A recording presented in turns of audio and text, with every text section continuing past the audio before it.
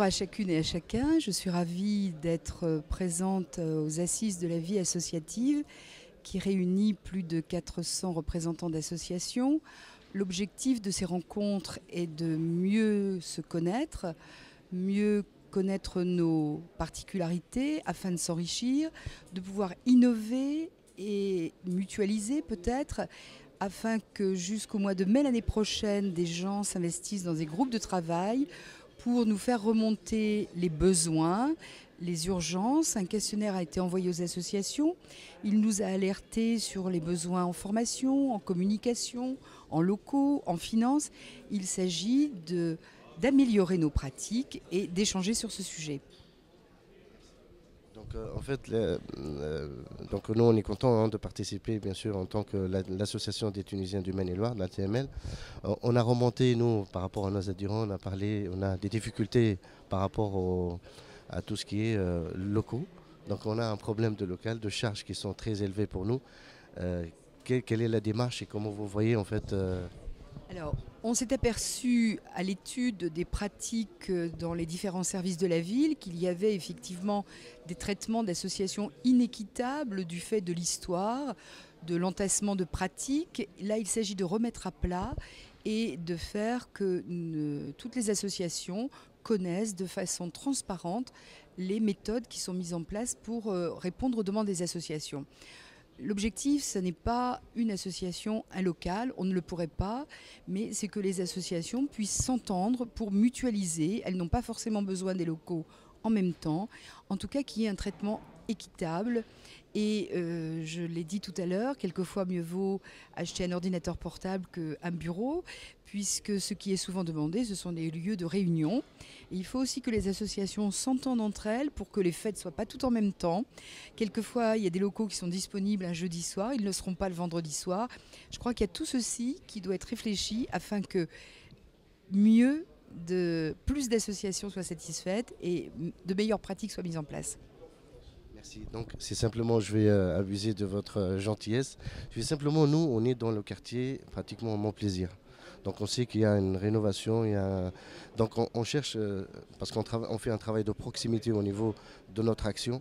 Et on souhaite bien rester dans le quartier de Montplaisir, même avec un local qu'on peut reprendre, retaper, renouveler, etc. Donc, on sait que je ne sais pas s'il y a une bataille là-dedans, mais il y a des locaux qui se vident et on souhaite, là, un appel, je le fais aux caméras pour les adhérents pour que le message soit passé. On souhaite bien avoir un local à moindre coût, bien sûr, de la ville, mais dans le quartier de Montplaisir. Voilà. Alors écoutez, il y a effectivement des locaux qui se vident. Vous pensez sans doute aux locaux de la mairie de quartier. Je suis prête à étudier pour qu'il y ait plusieurs associations qui logent là, de façon temporaire, parce qu'à terme, ces locaux seront sans doute rasés compte tenu de la restructuration de la place. Mais écoutez, je n'ai pour habitude de ne jamais prendre d'engagement sur le terrain pour prendre du recul, mais je suis à votre écoute par rapport à cette demande. Merci beaucoup. En tout cas, c'était simplement le message qu'on passe, mais le message est passé. On va éventuellement essayer de prendre rendez-vous et puis avec vous. Ok. Merci Bon en tout cas. courage. Bon courage. Il y a 1400 associations à Angers. Et les associations, elles sont au cœur de la vie de la cité. Elles interviennent sur tous les champs. Sur le champ du sport, sur le champ de la culture, sur le champ de la solidarité, sur le champ du vivre ensemble au sens large.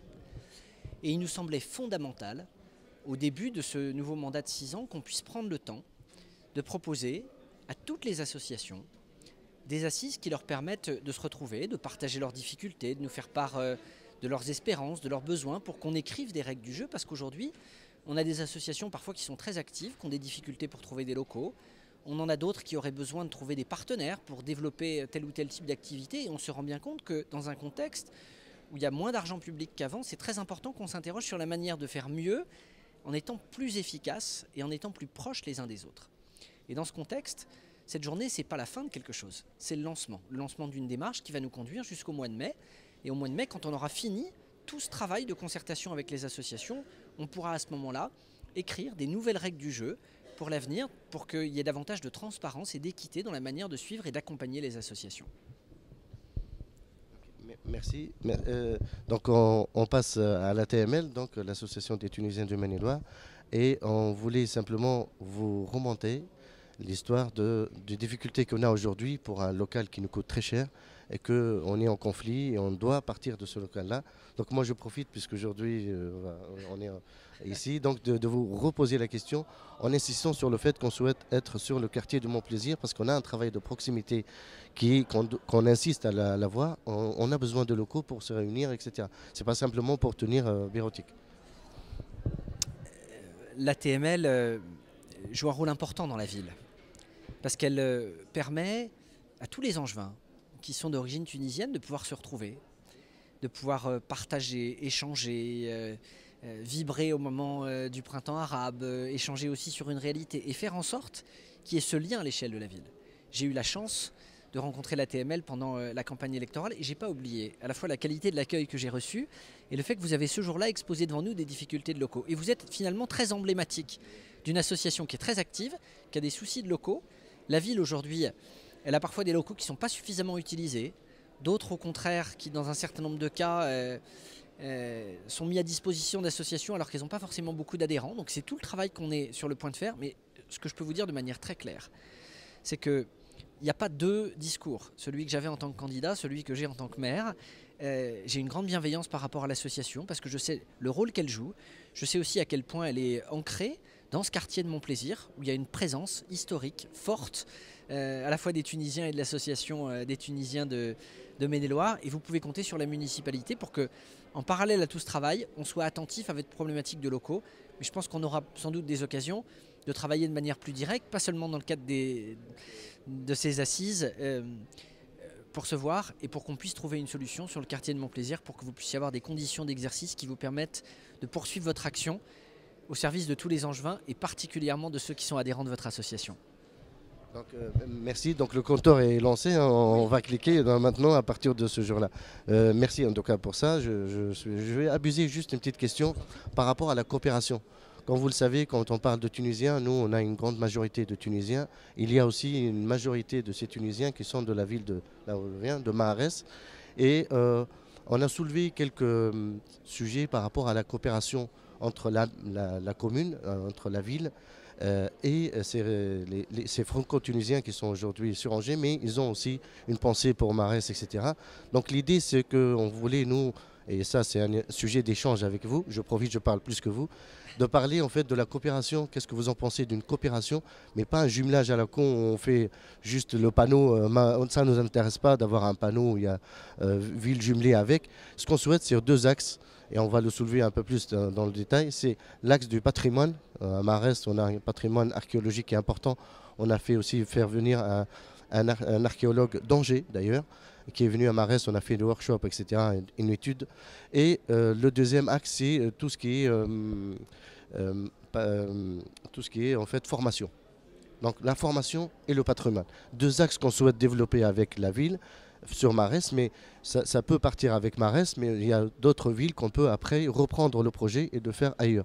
Donc qu'est-ce que vous en pensez justement de cette histoire de jumelage en vous exposant le sujet ainsi? Alors, voilà. Je pense que vous avez bien posé le sujet. La question, c'est pas le nom des villes qui sont posées sous le nom Angers au moment des panneaux d'entrée d'agglomération. Le sujet, c'est quel lien on a. Et le jumelage, c'est pas on a envie de faire des choses ensemble, donc on jumelle. C'est on fait déjà des choses ensemble et donc maintenant on passe à une dimension supplémentaire. Et dans un premier temps, il faut poser des actes, un peu comme des fiançailles. On commence par apprendre à se connaître, on fait en sorte de travailler sur certains sujets.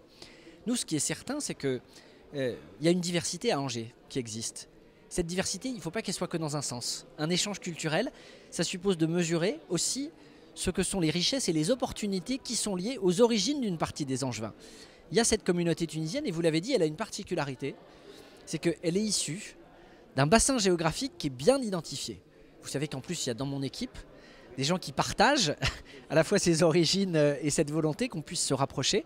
Je pense que l'axe du patrimoine et l'axe plus large de la formation, ils s'inscrivent dans une logique de co-développement économique. Et on voit bien qu'aujourd'hui, le sujet, il est celui-là. Comment on fait dans un contexte où il y a des problèmes de boulot pour tisser des liens avec des parties du monde avec lesquels on a des liens privilégiés qui nous permettront, en créant des liens, de pouvoir demain créer de l'activité. Et donc ce sont des sujets sur lesquels je suis ouvert à la réflexion et sur lesquels moi je vous invite, ou je ferai en sorte d'assurer le contact avec mon adjointe chargée des relations internationales pour regarder comment, avant de parler d'une officialisation, on pourrait déjà lancer des actions, créer une ligne budgétaire, faire en sorte de pouvoir accompagner des initiatives d'Angevins ou de Tunisiens qui pourraient être tentées pour donner corps à une relation qui existe et qui aujourd'hui a peut-être besoin de quelques actions un peu fortes, un peu symboliques, pour que justement on puisse aussi mettre ça en lumière et que les Angevins apprennent à connaître ce qu'est ce coin de Tunisie qui nous a, avec lequel on a tant de liens.